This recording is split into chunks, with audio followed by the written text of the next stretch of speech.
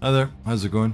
Today we're going to be looking at 5 chord types that I think are essential to make your way through a jazz standard. Nothing fancy, just meat and potatoes, but these 5 qualities I think are necessary to make it through most jazz tunes. I'm going to start off by playing them in 3 different positions. Once on the low E, second on the A, and finally on the D string. So you got 3 ways to play each of these chords. And then at the end I'm going to put them into a pretty famous progression. Okay, so let's start with the first chord, which is a minor 7. We're going to play a C minor 7 in 3 different places. So here it is with the root note on the low E.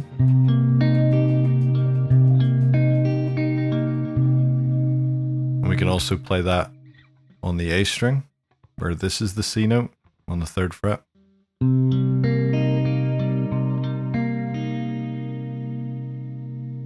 And then we can also play it here, where the root note is on the D string, so C is now this.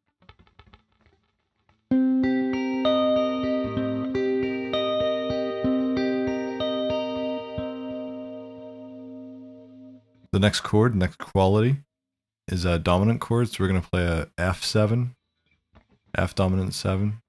Let's start with the root note on the low E.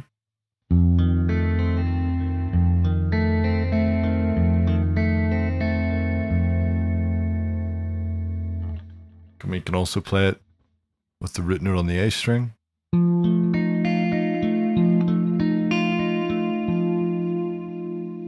And then also with the root note on the D string.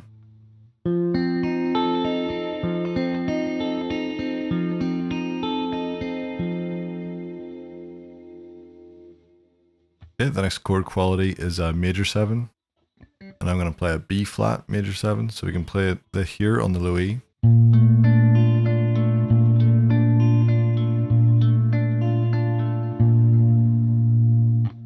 And also on the A string, where this is the B flat. And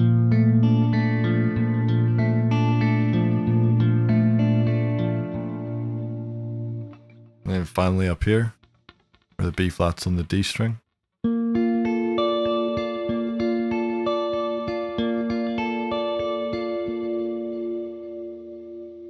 Okay, the 4th quality is a minor 7 flat 5. I'm going to play a A minor 7 flat 5, so again, like the others, we're going to start with the root note on the low E. This is A. You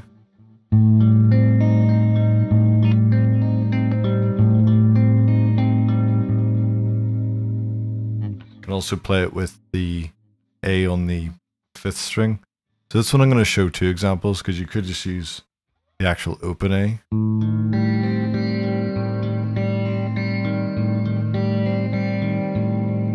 But that doesn't show you the movable shape, so let me do it up an octave, because this is the one you could move around if you need to change the key.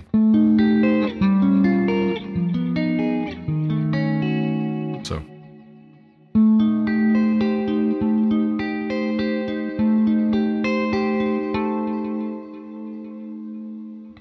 and then on the D string,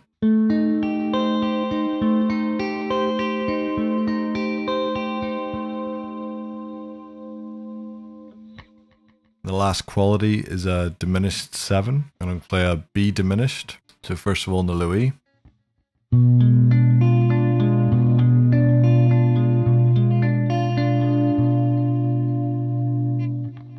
And on the A string.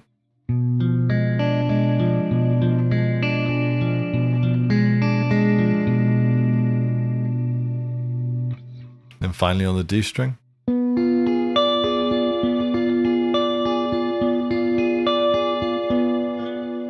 Some of you might have noticed that the shape that you would use to play a minor 7 flat 5 on the A string is the exact same shape you would use to play a diminished 7th chord on the D string. That's going to happen quite a lot, especially as the harmony gets more complex. A lot of the shapes start to overlap with each other. Okay, now that we've seen these chords in isolation, I want to put them together in a type of chord progression. This one's quite common, so we're in the key of B flat. We'll have C minor 7 to be the first chord, so that's the 2nd chord of the key. And we'll have that go to F7. 5, and then B flat, which is the 1, and then E flat, major 7, which is the 4,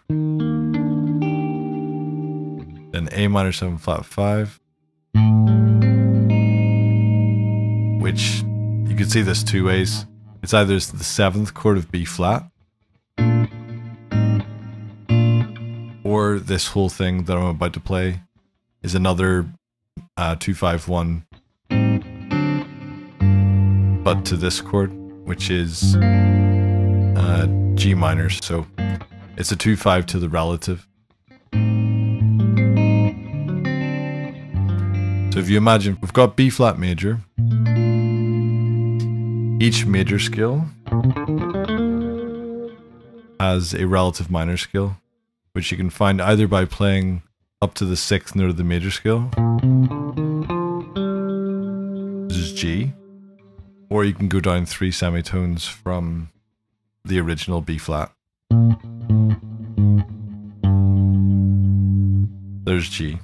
So if you imagine that G is 1, then A is the 2.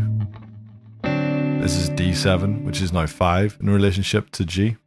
And G is the 1. That's a better way of thinking about it. So let's do it again. So we got C minor 7, the 2, going to F7, the 5, going to B flat major 7, the 1, to E flat major 7, the 4. And now the next 3 chords are in the context of what they are for G minor, which is the relative minor of B flat. So A minor 7 flat 5, the 2 of G minor, D7's the 5 of G minor, and then G minor itself. I want to show this in 2 different places. If I start with C minor 7 on the low E, the other chords that follow are the closest shapes available.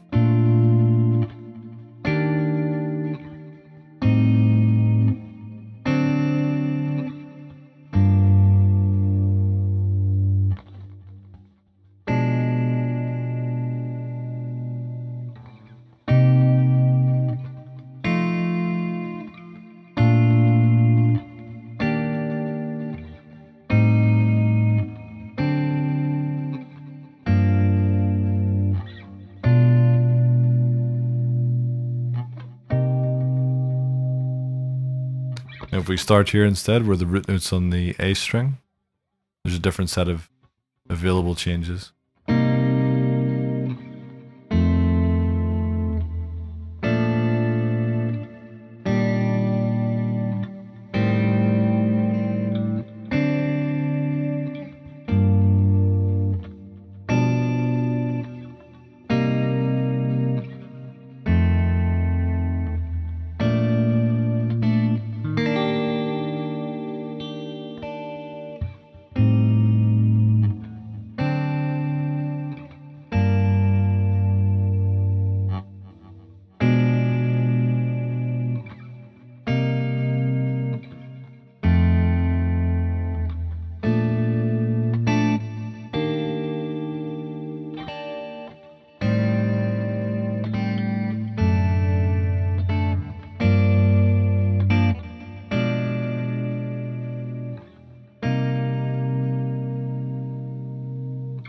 And then up here where the root note's on the D,